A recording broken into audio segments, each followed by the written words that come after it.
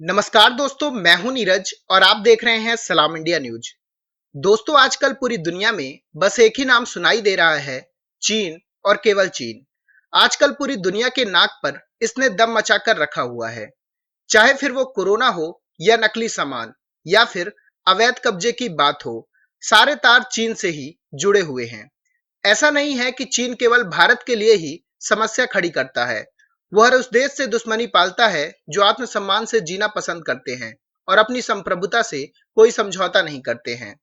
भारत की तरह ही एक ऐसा दूसरा देश है ताइवान, जो चीन का पड़ोसी देश है, लेकिन चीन हमेशा से ही ताइवान को अपने देश का अभिन्न अंग बताता रहा है। और हाल ही में ताइवान ने डब्ल्यूएचओ में शामिल होने के लिए भारत से मदद मांगी है। ताइवान ने भारत से मदद इसलिए मांगी है क्योंकि 22 मई को भारत डब्ल्यूएचओ में एंट्री करने वाला है और इसी के साथ ही भारत को डब्ल्यूएचओ में मुख्य भूमिका मिल जाएगी। और डब्ल्यूएचओ के प्रशासन के लिहाज से इस पद को बड़ा अहम माना जा रहा है। तभी ताइवान भारत के जरिए चीन को उसकी असली औकात दिखाना चाहता है, जो भारत के लिए भी चीन को घेरने के लिए एक गेम चेंजर साबित हो सकता है। पर जैसे ही ताइवान की तरफ से ये बात सामने आई, चीन आग बबूला हो गया है।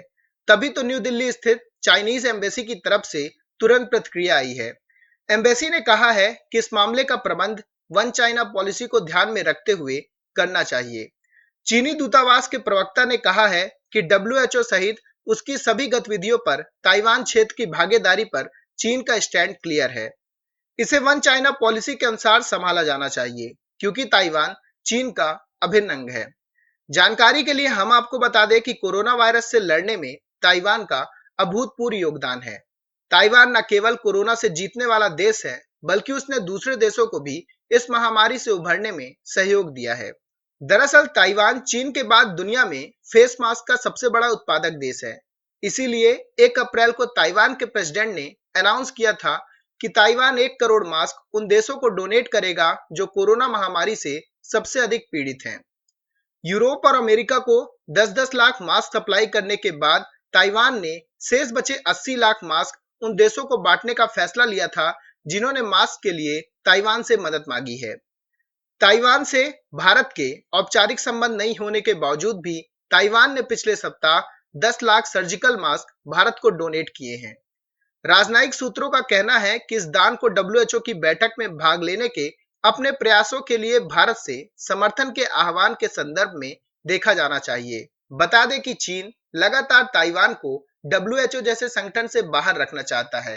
वह नहीं चाहता है कि ताइवान किसी भी बड़े संगठन की बैठक में हिस्सा ले पाए। इसके अलावा चीन को यह भी पता है कि अगर ताइवान को डब्ल्यूएचओ में एंट्री मिल गई तो उसकी उल्टी गिनती शुरू हो जाएगी। और अब चीन इसलिए भी घबरा रहा है क्योंकि हाल ही में एलएसी यानी कि लाइन ऑफ एक्चुअल कंट्रोल में भारतीय और चीनी सेनाओं के बीच हाथापाई हुई थी। यही वजह है कि चीन डर रहा है कि अगर भारत ने ताइवान का साथ दे दिया तो चीन के पास कुछ छिपाने के लिए नहीं बचेगा। चीन लगातार भारत को वन चाइना पॉलिसी को फॉलो करने के लिए कहता रहता है। वह लगातार भारत में यह आरोप लगाता रहता है कि भारत वन चाइना पॉलिसी को फॉलो नहीं करता है, जबकि मामला पूरा उल्टा है। भारत हमेशा वन चाइना पॉलिसी को फॉलो करता आया है, लेकिन चीन ने कभी भी वन इंडिया पॉलिसी को फॉलो नहीं किया है। चीन लगातार भारत के आंतरिक मामलों में हस्तक्षेप करता आया है, चाहे फिर वो कश्मीर इशू हो या नागरिकता कानून हो। पर दोस्तों, अब टाइम आ गया है कि भारत सरकार भी वन चाइना पॉलिसी को ना देखते हुए ताइवान से अपने रिश्तों को और अधिक मजबूत करे, ताकि ताइवान के जरिए चीन को बैकफुट पर लाया जा सके। क्योंकि चीन उन देशों में शामिल है जिससे बात करके काम नहीं चलाया जा सकता है। तो दोस्तों, अभी के इस वीडियो में बस इतना ही। तमाम अपडेट्स के लिए आप बने रहिए सलाम इंडिया न्यूज के साथ।